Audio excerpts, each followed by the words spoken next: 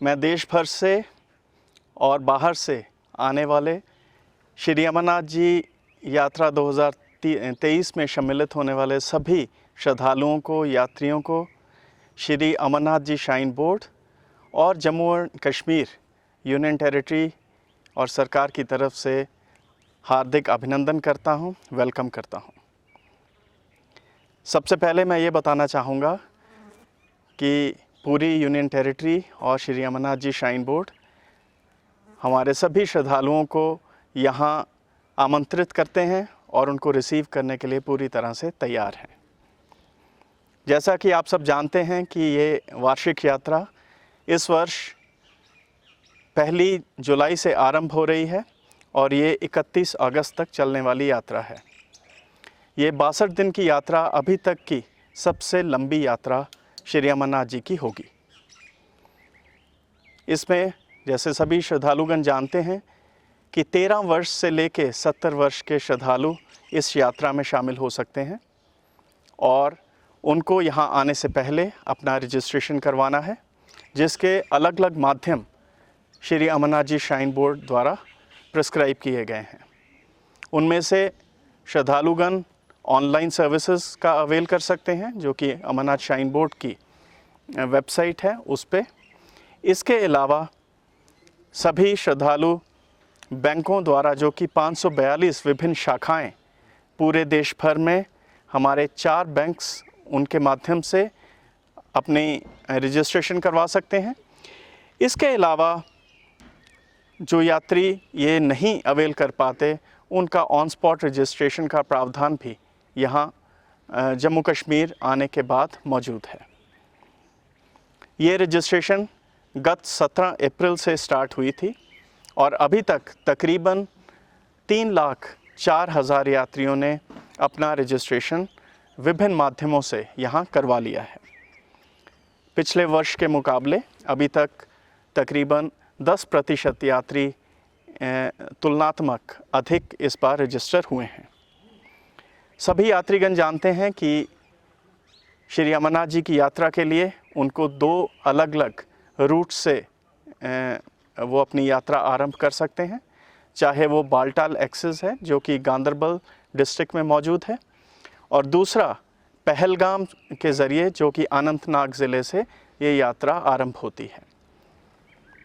बालटाल के माध्यम से अगर यात्री ट्रैवल करते हैं तो उनको तकरीबन 14-14.5 किलोमीटर का ट्रैक जर्नी उनको करना है, और अगर वो पहलगाम के रास्ते नुनवान बेस कैंप में रुकने के बाद चंदनवाड़ी से अपनी यात्रा आरंभ करते हैं तो तकरीबन 32 किलोमीटर का पैदल मार्ग उनको तय करना है। बाबा बर्फानी जी की पवित्र गुफा तक पहुंचने के लिए वो अल्टीमेटली तकरीबन 13,000 फीट की ऊंचाई तक वो पहुंचेंगे, और इस पूरी यात्रा को सुखद और सुगम बनाने के लिए श्री अमरनाथ जी श्राइन बोर्ड द्वारा और पूरी यूटी सरकार द्वारा बहुत कोशिशें की गई हैं। इस वर्ष सबसे पहले मैं ये बताना चाहूँगा कि जो ट्रैक है उसको और बेहतर किया गया है, वाइडन किया गया है। ट्रैक में बहुत ही अच्छी तरह से जो हैंड रेलिंग्स हैं उनको इंस्टॉल किया गया है। साथ ही साथ जितने भी क्षेत्र ऐसे हैं जिनको वल्नरेबल पाया जाता है किसी भी कारणवश, उनको और सुदृढ़ और मजबूत करने की एक बहुत ही इम्पॉर्टेंट पहल और कोशिश की गई है, ताकि यात्रियों का जो रास्ता है, उनकी जो यात्रा है, वो बहुत सेफ और सुरक्षित रहे। दूसरा, पूरे रास्ते में पावर सप्लाई इंस्टॉल की गई है। जैसे हम सब जानते हैं कि ये बहुत ही एक दुर्गम रास्ता रहा है, लेकिन इसमें पूरे एक्सिस पे, जो कि बालटाल के माध्यम से जाता है, उसमें ग्रिड पावर सप्लाई दी गई है, और जो दूसरा रास्ता है उसमें जेनसेट के बैकअप से ये इल्यूमिनेशन की गई है। पूरा हमारा जो ट्रैक है दोनों माध्यमों से, दोनों रास्तों से, वो पूरी तरह से उसको इल्यूमिनेट किया गया है, लाइटन किया गया है, ताकि अगर किसी कारणवश कोई यात्री रात को अंधेरे में भी वापस आ रहा है तो उसको पूरी तरह से इसकी लाइटिंग अवेलेबल रहे। इसके साथ साथ पानी का प्रबंध, पीने वाले पानी का प्रबंध दोनों ट्रैक्स पे सभी कैंप्स में बहुत ही अच्छी तरह किया गया है। इसके लिए ना सिर्फ जो PHE की वाटर पाइप सप्लाई अरेंज की गई है, बल्कि अलग अलग जगह पे RO प्लांट्स को भी इंस्टॉल किया गया है ताकि सभी यात्रियों को इसका लाभ मिल सके। अगर हम हेल्थ फैसिलिटीज़ की बात करें तो जम्मू कश्मीर सरकार का जो health and medical education department है, उनके द्वारा तकरीबन 440 बेड की अलग अलग फैसिलिटीज़ सभी बेस कैंप्स पे और जितने भी और मेडिकल एड सेंटर्स ट्रैक पे निर्मित किए गए हैं उनमें प्रोवाइड की गई है। इसमें हर किस्म की दवा जो यात्रियों को ज़रूरत हो सकती है, ऑक्सीजन की फैसिलिटी, ऑक्सीजन सिलेंडर्स, मैनीफोल्ड्स और सभी वो इक्विपमेंट जिनकी ज़रूरत हो सकती है अगर हाई ऑल्टीट्यूड सिकनेस होती है तो वो सब वहाँ मुहैया कराई गई हैं। इसके अलावा यात्रियों को समय समय पर सूचना देने के लिए पब्लिक एड्रेस सिस्टम सभी कैंप्स में अरेंज किए गए हैं। उनको इन्फॉर्मेशन प्रोवाइड करने के अलग माध्यम भी हैं, चाहे वो वीडियो वॉल की फैसिलिटी हो, वो भी किया गया है। पूरे जो ट्रैक पे टेलीकॉम फैसिलिटीज़ को अवेलेबल कराने की एक बहुत ही बड़ी कोशिश की गई। इसमें एक सर्विस प्रोवाइडर द्वारा दोनों हमारे जो ट्रैक्स हैं, दोनों एक्सेस हैं, उस पे OFC केबल ले की गई है ताकि इंटरनेट फैसिलिटी और जो टेलीकॉम फैसिलिटी है उनको हर वक्त मौजूद रहे। इसी साथ 2 अन्य सर्विस प्रोवाइडर्स हैं जो कि ये फैसिलिटीज़ उनको प्रोवाइड करेंगे। टॉयलेट फैसिलिटी एक बहुत अहम ज़रूरत रही है सभी यात्रियों की, क्योंकि ये बहुत ही एक लंबी ट्रैकिंग जर्नी है और उसके लिए ना सिर्फ श्री अमरनाथ जी श्राइन बोर्ड बल्कि हमारा rural development department, municipal corporations, development authorities, उन सब ने एक जॉइंट पहल करके इस वर्ष 5100 के करीब टॉयलेट्स अलग अलग स्थानों पर ट्रैक के साथ साथ अलग अलग हमारे जितने बेस कैंप्स हैं उनमें ऑर्गेनाइज़ किए हैं। उनको साफ़ और स्वच्छ रखने के लिए तकरीबन 4000 लोगों को, सैनिटरी वर्कर्स को, उनके सुपरवाइजर्स को एम्प्लॉय किया गया है और ये कोशिश की जा रही है कि सभी टॉयलेट फैसिलिटीज़ हमेशा यात्रियों के लिए अवेलेबल रहें, साफ़ और स्वच्छ तरीके से उनकी फैसिलिटी उनको प्राप्त होती रहे। एनवायरमेंटल प्रोटेक्शन का पूरी तरह से एक कोशिश के तहत यात्रियों से भी हम अपील यही करते रहेंगे कि ये जो पहाड़ हैं उन पे वो कूड़ा ना फेंकें, उनको डस्टबिन्स में फेंकें, कैंप्स में और ट्रैक के अलॉन्ग जहाँ जहाँ भी वो अवेलेबल हैं उनको किया जाए। साथ ही साथ हमारे जो सैनिटरी वर्कर्स हैं वो इनको कलेक्ट करके नीचे बेस कैंप्स पे लाएंगे और उनका एक डिस्पोज़ल पूरे एनवायरमेंटल प्रॉपर तरीके से किया जाएगा। इसके साथ साथ जैसे हम सब जानते हैं कि डिज़ास्टर प्रिपेयर्डनेस इस पूरी यात्रा के लिए एक बहुत ही ज़रूरी अंश है। उसके लिए पूरी सरकार ने, श्री अमरनाथ जी श्राइन बोर्ड ने बहुत मेजर पहल की है और जिस कारण से अलग अलग पहलुओं पे इस पे काम किया गया है। चाहे वो हमारा जो ट्रैक है उसको वाइडन करने की बात है, उसके साथ साथ बहुत ही मज़बूत रेलिंग्स लगाने की बात है, ज़्यादा से ज़्यादा लेंथ ट्रैक की उसको रेलिंग से कवर करने की बात है, उस सब पे बहुत मेजर काम किया गया है। बॉर्डर रोड्स ऑर्गेनाइजेशन द्वारा इस ट्रैक को पिछले वर्ष टेक ओवर करने के बाद एक बहुत विस्तृत कार्य इस तरफ से किया गया है। इसी तरह जो स्लोप्स जो कि डेंजरस हैं, जहाँ से पत्थर गिरने की आशंका है या लैंडस्लाइड प्रोन है, वहाँ एक कोशिश हुई है कि वहाँ स्लोप को बाइंड किया जा सके, उनके अलॉन्ग ब्रेस्ट वॉल्स लगाई जा सकें, फेंसिंग लगाई जा सके ताकि इस तरह के जो शूटिंग स्टोन्स हैं उनको अरेस्ट किया जा सके। यात्रियों से हमारा यही अनुरोध रहेगा कि जो भी एरियाज़ ऐसे वल्नरेबल हैं जहां वार्निंग साइंस लिखे जाते हैं, उस ट्रैक को वो जल्द से जल्द कवर करें और साथ ही साथ कॉशियस तरीके से पूरी तरह से देखभाल करके उस एरिया को, उस स्ट्रेच को वो कवर करें। हमारे सर्विस प्रोवाइडर्स जो कि विभिन्न माध्यमों से, चाहे वो माउंटेन रेस्क्यू टीम्स हैं या लोगों को अलर्ट करने के लिए जो लोग हैं, वो वहाँ मौजूद रहेंगे, खड़े होंगे ताकि यात्रियों को किसी किस्म की उसमें दिक्कत ना आए। एक और पहल जो इस वर्ष श्राइन बोर्ड द्वारा की गई है वो ये है कि हम यात्रियों के साथ मिलके उनको हेलमेट्स प्रोवाइड करेंगे, जो कि ख़ास तौर पे ऐसे स्ट्रेच में जहाँ की लैंडस्लाइड्स या शूटिंग स्टोन्स की आशंका होती है, ख़ास तौर पे बारिशों के बाद,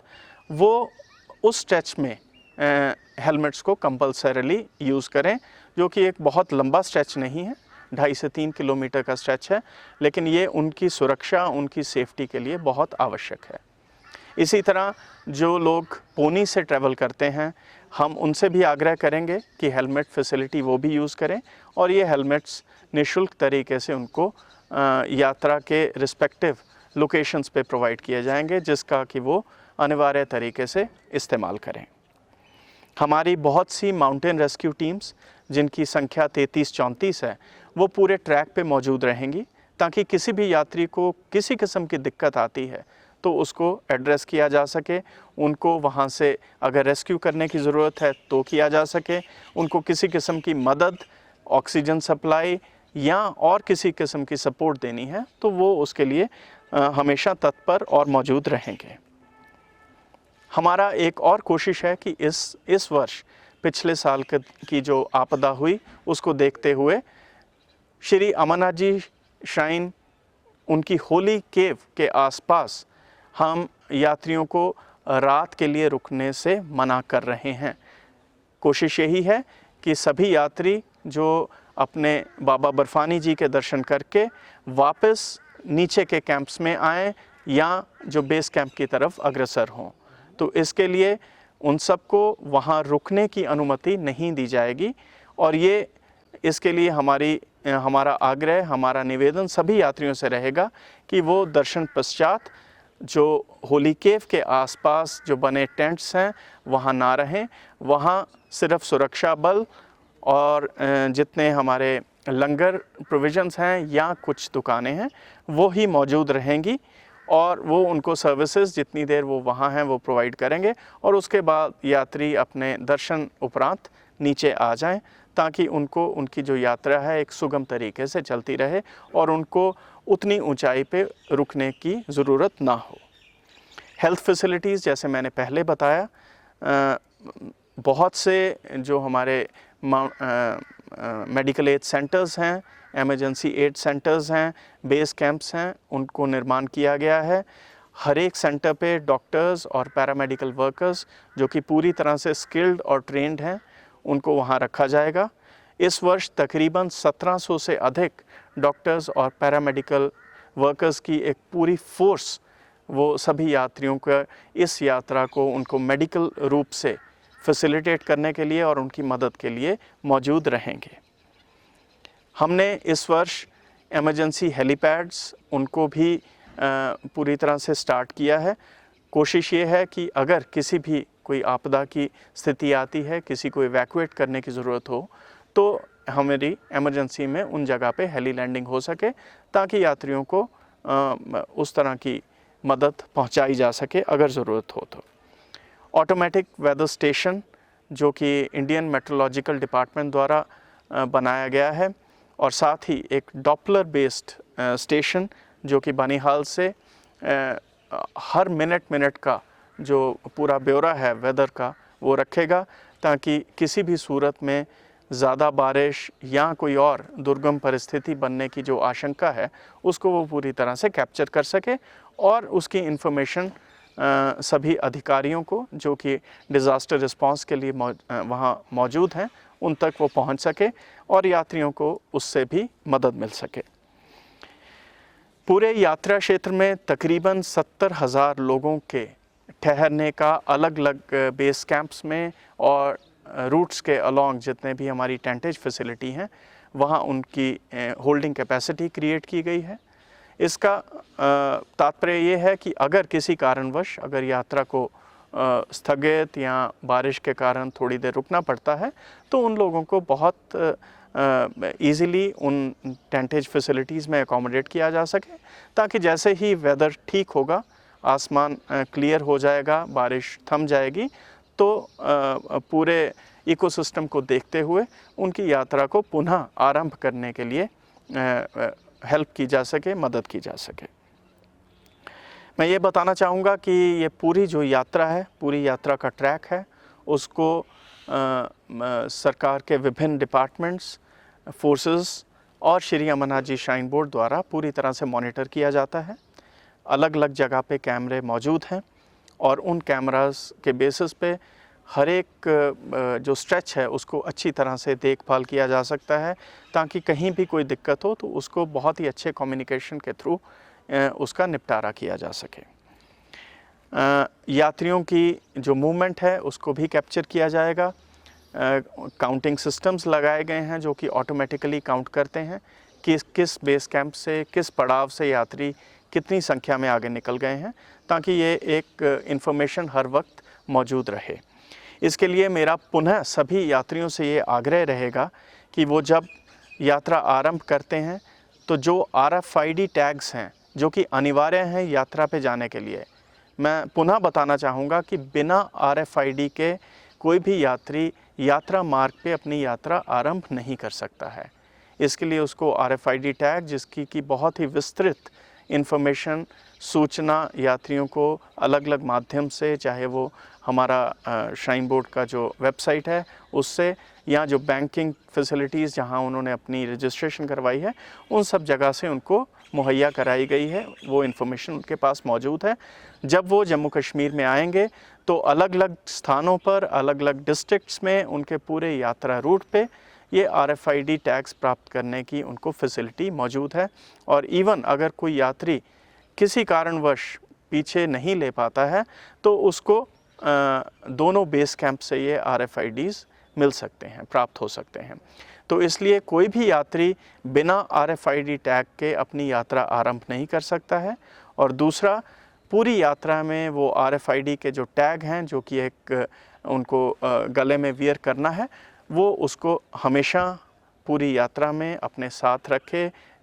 गले में टांग के रखें, ताकि उनकी जो मॉनिटरिंग है, काउंटिंग है, कहाँ कोई यात्री किस स्ट्रेच में चल रहा है, उस चीज़ का पूरा इन्फॉर्मेशन अवेलेबल रह सके, ताकि उनको किसी भी सूरत में कोई भी मदद करनी है तो वो की जा सके। अंततः मैं यही कहना चाहूँगा कि श्री अमरनाथ जी श्राइन बोर्ड और पूरी union territory of Jammu and Kashmir की एडमिनिस्ट्रेशन, इसकी सरकार एक पूरे यूनिट की तरह सभी यात्रियों को यहाँ वेलकम करती है, उनका हार्दिक अभिनंदन करती है, अभिवादन करती है और यही कामना करती है कि उनकी जो यात्रा है वो सुगम हो, सुखदायी हो, सफल हो, और जो वो लक्ष्य या जो वो भावना लेके बाबा बर्फानी जी के दर्शन के लिए आ रहे हैं वो बहुत ही सीमलेस और बहुत ही अच्छे तरीके से उनकी पूरी यात्रा संपन्न हो। इसके लिए पूरे कठुआ, जो कि एक एंट्री पॉइंट है हमारा जम्मू कश्मीर का, वहाँ से लेके होली केव तक हर तरह की फ़ैसिलिटी, हर ज़िले में फ़ैसिलिटी वो मौजूद कराई गई है। रहने के सभी डिस्ट्रिक्ट्स में जो एन रूट आते हैं, चाहे वो कठुआ है, सांबा है, जम्मू है, उधमपुर है, रामबन है, श्रीनगर में जो पैंथा चौक पे हमारा सेटअप है, और उसके बाद फिर जो सभी बेस कैंप्स हैं वहाँ बहुत ही विस्तृत फैसिलिटीज़ सभी यात्रियों के लिए की गई है। पूरी यूनियन टेरिटरी, यहाँ के सभी लोग, हमारे जो यात्री हैं पूरे देश भर से और विदेश से आते हैं, उन सब का अभिवादन करते हैं, वेलकम करते हैं और यही कामना करते हैं कि उनकी यात्रा यहाँ सफल हो और फिर वो एक बहुत ही अच्छी भावना लेके, एक सुखद अपना अनुभव लेके अपने अपने घरों तक जाएं। यही हमारी भावना है। एक बार पुनः मैं सभी यात्रियों का अभिवादन करता हूं, वेलकम करता हूं as CEO Shri Amarnath ji shrine board. जय बाबा।